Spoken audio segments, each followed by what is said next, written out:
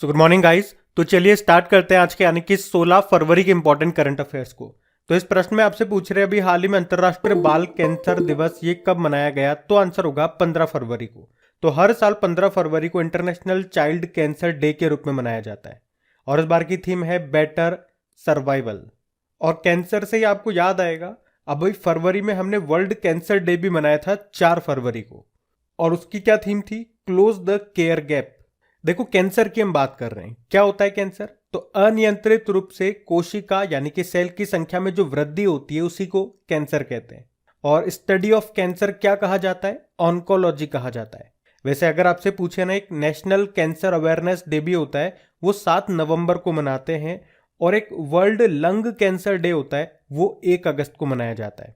अच्छा, एक प्रश्न मैं आपसे पूछता हूं, ये प्रश्न कई बार एग्जाम में आपको मिलेगा। प्रश्न है, ब्लड कैंसर के उपचार में किस आइसोटॉप यानी कि समस्थानिक का उपयोग किया जाता है? तो आंसर होगा कोबाल्ट 60 का। यह प्रश्न आपको कई बार एग्जाम में मिलेगा। और इसी तरह से एक और प्रश्न है, थायराइड ग्रंथि के कैंसर के उपचार के लिए किसका इस्तेमाल होता है? तो आयोडीन 131।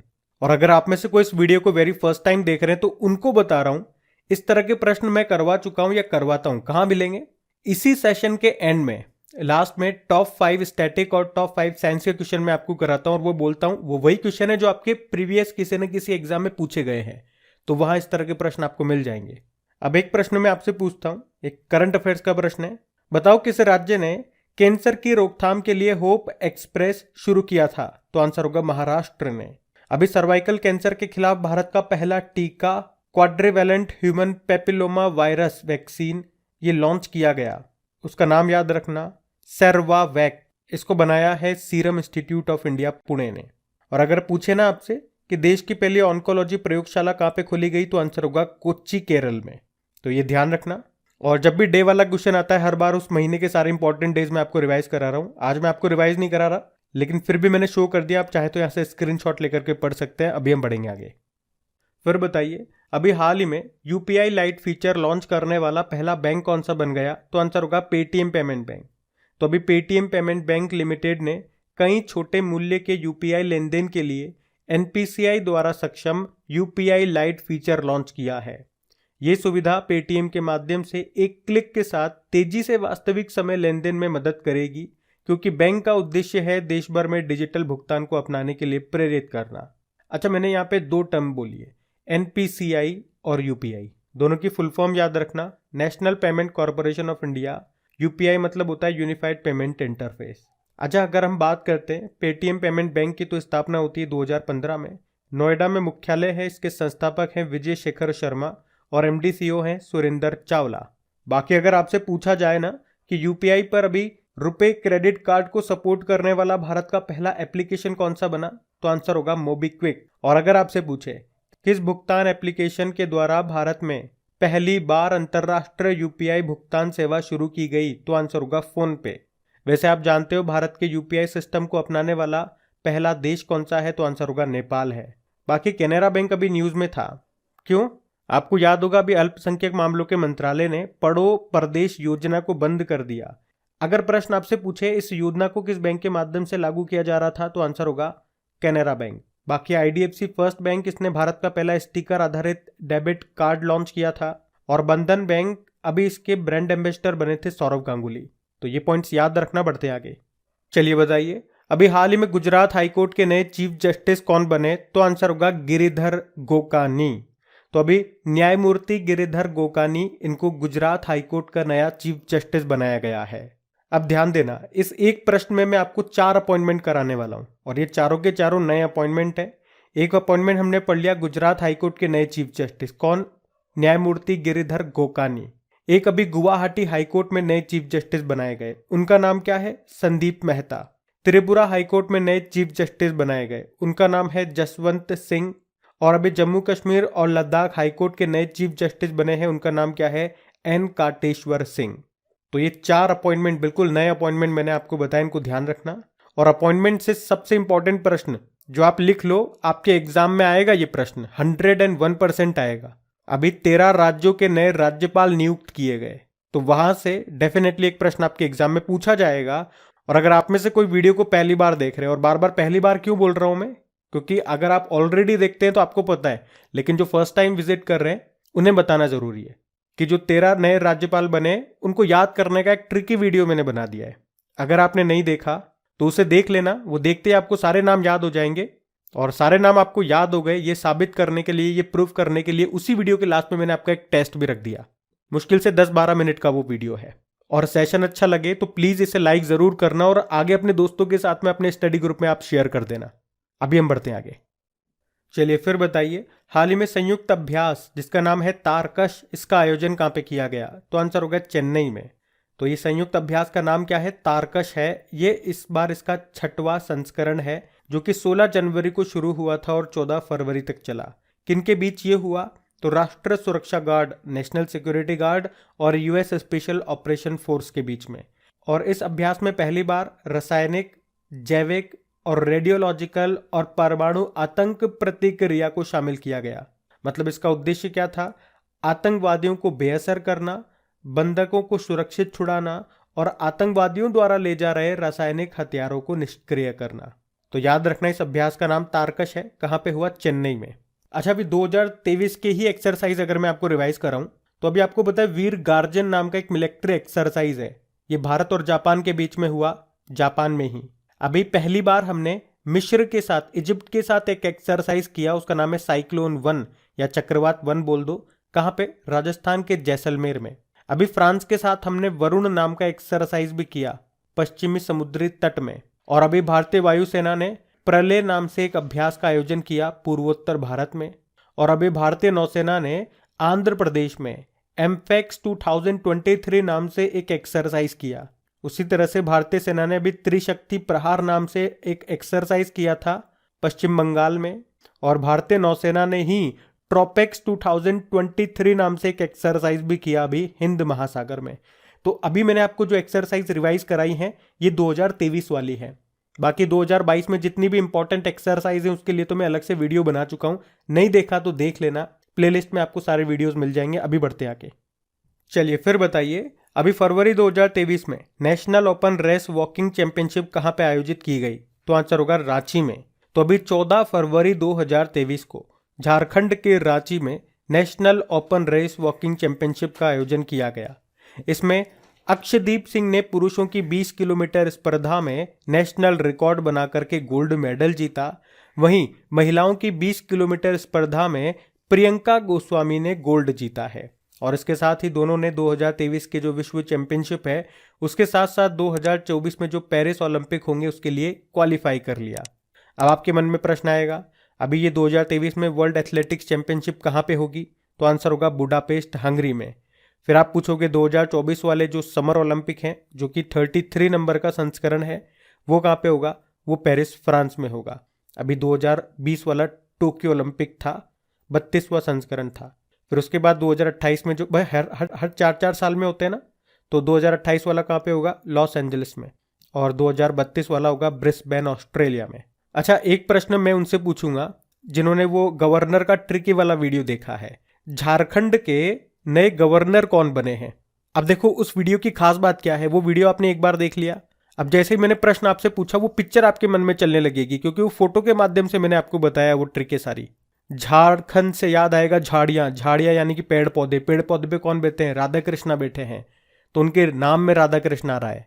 और इसी तरह से एग्जाम में प्रश्न आएगा और आपका माइंड इसी तरह से काम करेगा। जैसे ही आप प्रश्न पढ़ के निपटेंगे आपका आंसर रेडी हो जाएगा। आप ऑप्शन में देखोगे राधा कृष्णा किस ऑप्शन में आ रहा है और आंसर लगा के आगे बढ़ जाओगे। तो यही खास बात होती है, ट्रिक भी पढ़ो लेकिन ट्रिक को अगर आप फोटो के माध्यम से उसे एनिमेट करके पढ़ रहे हो तो वो ज्यादा समय तक इफेक्टिव याद रहती है आपको। अभी बढ़ते हैं आगे। चलिए फिर बताइए, अभी हाल ही में T20 इंटरनेशनल क्रिकेट में 100 विकेट लेने वाली पहली भारतीय कौन बन गई? तो आंसर होगा Deepti Sharma. Deepti Sharma T20 international cricket में अभी 100 विकेट लेने वाली भारत की पहली खिलाड़ी बन गई है। मैंने बोला भारत की पहली है, पुरुषों में भी पहली है और महिलाओं में भी पहली है। उन्होंने अभी महिला T20 वर्ल्ड कप 2023 में वेस्ट इंडीज के खिलाफ 3 विकेट लेकर के ये इतिहास रचा। और आप कह सकते हो उन्होंने इस मामले में महिला क्रिकेटर जो है पूनम यादव उनको पछाड़ दिया, जिन्होंने अब तक 98 T20 इंटरनेशनल विकेट लिए थे। और इस तरह से दुनिया में बात करोगे तो वो 9वीं महिला खिलाड़ी बन गई हैं जिन्होंने T20 इंटरनेशनल में 100 विकेट लिए हैं। तो इनका नाम याद रखना इंपॉर्टेंट है। चलो, अगर मैं एक प्रश्न आपसे पूछूं, अभी दुनिया के सबसे तेज 450 टेस्ट विकेट लेने वाले दूसरे क्रिकेटर कौन बने? तो आंसर होगा रविचंद्रन अश्विन बने थे। और अगर मैं आपसे पूछूं, ये ICC T20 women's world cup, इसका आयोजन कहां पे हो रहा है? तो आंसर होगा साउथ अफ्रीका में।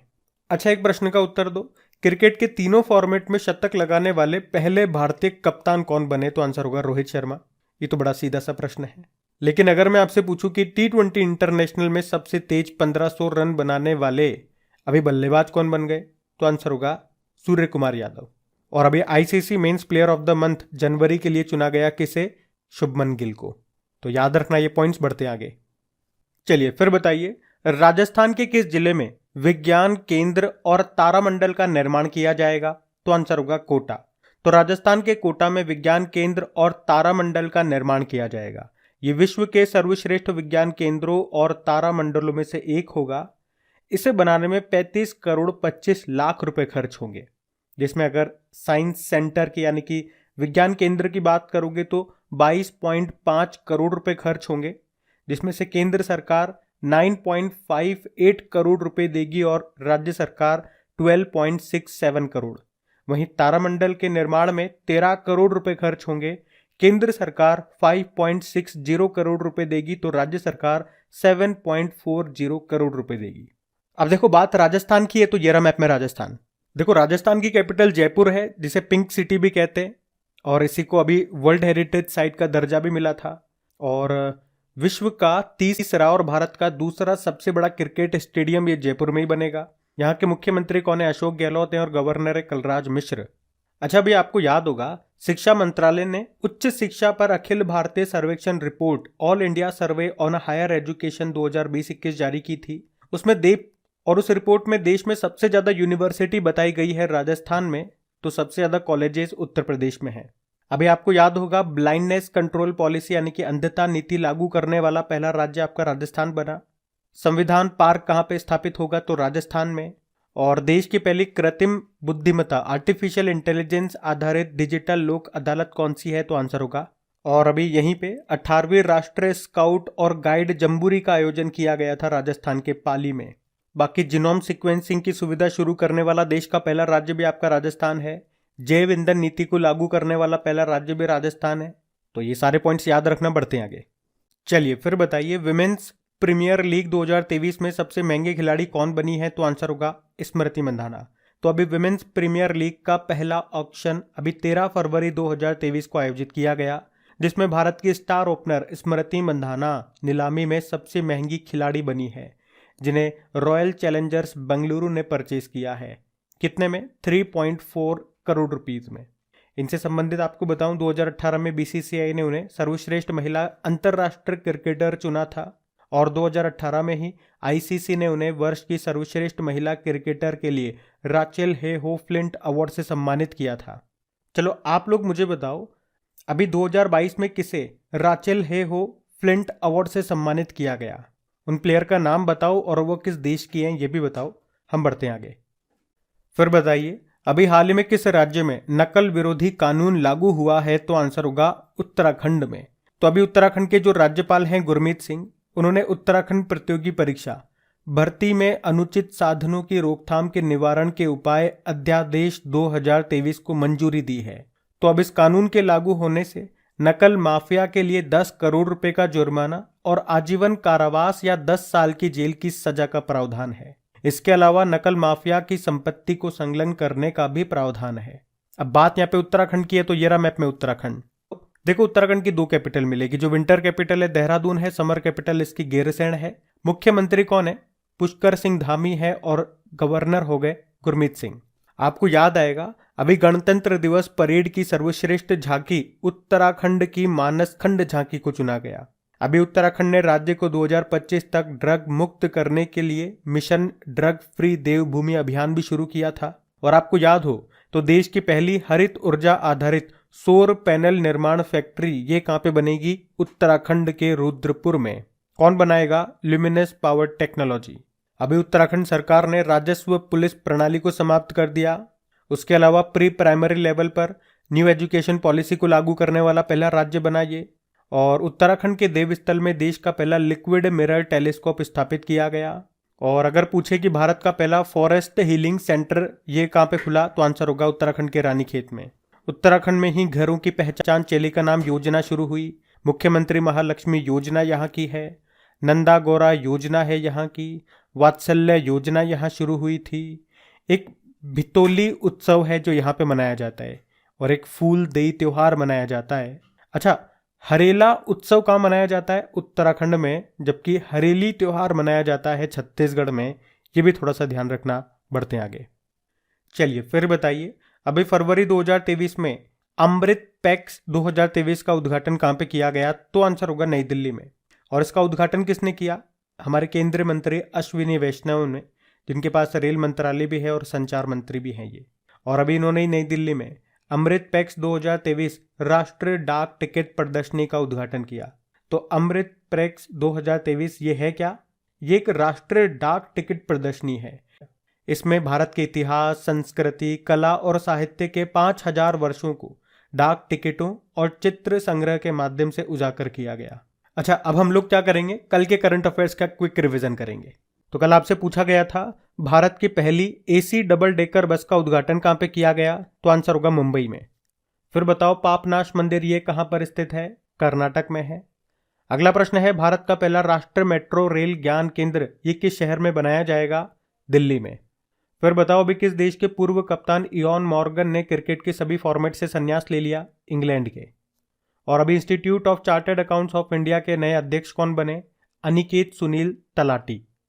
फिर बताओ, सुभाष चंद्रन ने किस उपन्यास के लिए केरल का अकबर कक्कटिल्ल पुरस्कार जीता? समुद्रशिला। अगला प्रश्न है, अंतर्राष्ट्रीय मृगी दिवस कब मनाया गया? 13 फरवरी को। फिर बताओ, India international sea food show का 23वां संस्करण ये किस शहर में आयोजित किया गया? तो आंसर होगा कोलकाता में। और अगला प्रश्न है, 2023 के अंत में अंतरिक्ष मिशन के लिए अपनी पहली महिला अंतरिक्ष यात्री भेजेगा कौन? सऊदी अरब, और उनका नाम होगा रेयाना बरनावी। फिर अगला प्रश्न है, प्रधानमंत्री नरेंद्र मोदी इन्होंने कहां पे आदि महोत्सव का उद्घाटन किया? तो आंसर होगा दिल्ली में। अब हम लोग क्या करेंगे? अब हम लोग 2022 के टॉप 10 इंपॉर्टेंट करंट अफेयर्स का क्विक रिवीजन करेंगे, और उसके बाद आपका असली टेस्ट होने वाला है, जिसमें आपको टॉप 5 स्टैटिक प्रश्न और टॉप 5 साइंस के प्रश्न मिलेंगे। और ये सभी वही प्रश्न हैं जो आपके किसी न किसी एग्जाम में पूछे गए हैं। तो आप कोशिश करना कि आप इनके उत्तर दे पा रहे हो, नहीं दे पा रहे हो, क्योंकि ये एग्जाम वाले प्रश्न हैं। इससे आप खुद का बेटर एनालिसिस कर पाओगे। चलिए स्टार्ट करते हैं। तो पहला प्रश्न आपसे पूछ रहे हैं कि भारत के किस राज्य में दुनिया की सबसे बड़ी इलेक्ट्रिक 3 व्हीलर फैक्ट्री लगेगी? तो आंसर होगा तेलंगाना में। और कौन लगाएगा? अमेरिका के कैलिफोर्निया में स्थित बिलिटी इलेक्ट्रिक इंक इसका निर्माण करेगी। अगला प्रश्न है, भारत सरकार के प्रधान वैज्ञानिक सलाहकार कौन बने? तो आंसर होगा अजय कुमार सूद।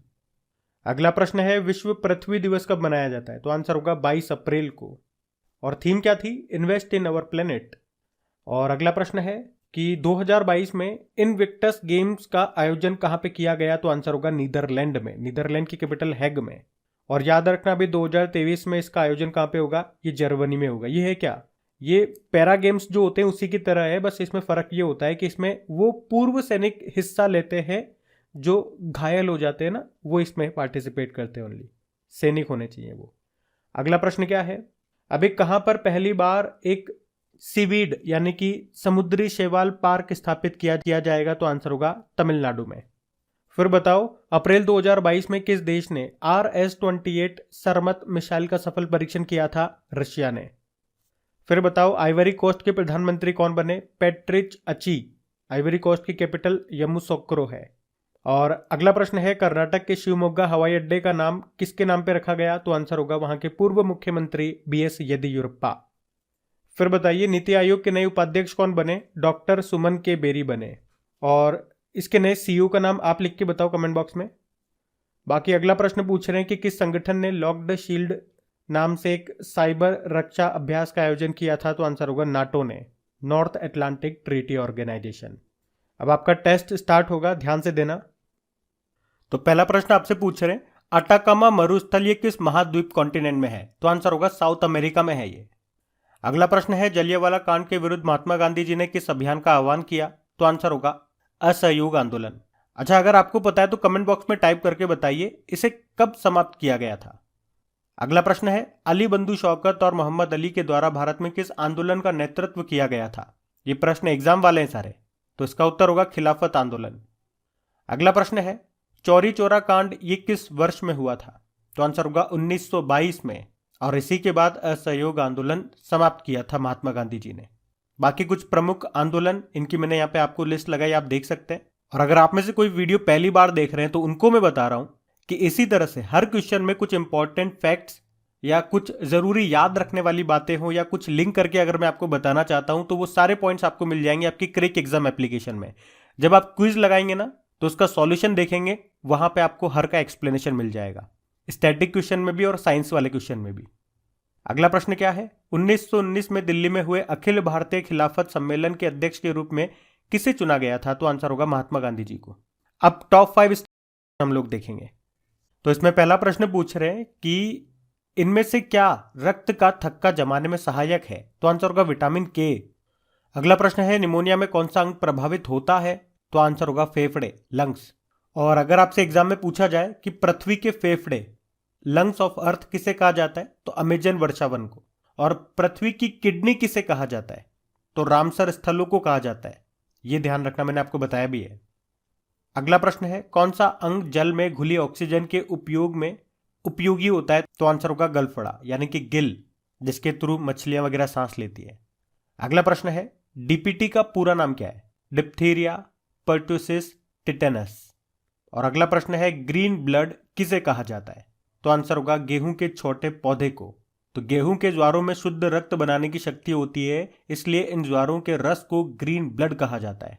इसके सेवन से खून की कमी, शारीरिक कमजोरी, दमा, खांसी, डायबिटीज ये सब दूर होती है। अब हम बात करेंगे कल के वीडियो में पूछे गए प्रश्न के उत्तर की, और सेशन एंड करते हैं। तो कल के वीडियो में आपसे क्या पूछा था? खेलो इंडिया यूथ गेम्स 2022 का शुभंकर क्या है? तो आंसर होगा आशा। आप सभी ने प्रश्न का बिल्कुल सही उत्तर दिया है। और हाँ, 15 फरवरी के डेली करंट अफेयर्स क्विज के रिजल्ट हमारे पास आ चुके हैं। इसमें टॉप 5 स्टूडेंट्स की बात करेंगे तो टॉप किया है प्रीतम कुमार ने, कॉन्ग्रेचुलेशन प्रीतम। उसके बाद अनु है, रकम है, सुनीता है और आकाश है। आप सभी को कॉन्ग्रेचुलेशन। बाकी मैं सभी स्टूडेंट से कहूंगा कि क्विज आप जरूर लगाया करें। क्विज लगाने से आपकी प्रैक्टिस होगी। प्रैक्टिस किन की? ये जो हम क्वेश्चन पढ़ रहे हैं इनकी तो होगी सही, साथ में इनके साथ 5-6 क्वेश्चन में पुराने महीनों के भी ऐड कर रहा हूं। डेली करोगे तो 5-6 करके इस तरह से पुराने सारे इंपॉर्टेंट क्वेश्चंस आपके रिवाइज हो जाएंगे। क्रिक एग्जाम एप्लीकेशन का लिंक नीचे डिस्क्रिप्शन बॉक्स में मिलेगा। और अभी तक आपने सेशन को लाइक नहीं करा तो लाइक कर देना, दोस्तों के साथ में शेयर जरूर कर देना। Thank you.